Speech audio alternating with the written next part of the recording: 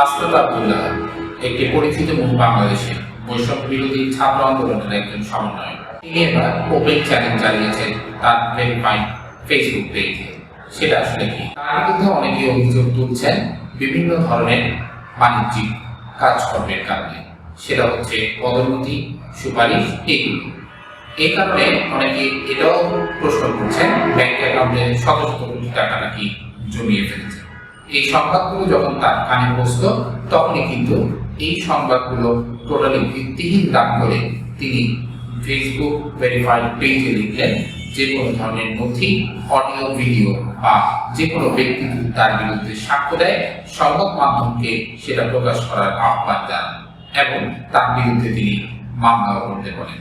তিনি তার ভেরিফাইড পেজে ওপেন চ্যালেঞ্জ জানিয়ে বলেন তার বিরুদ্ধে যদি 1 টাকার দুর্নীতি প্রমাণ মেলে তার সম্পূর্ণ দায় উনি নেবেন।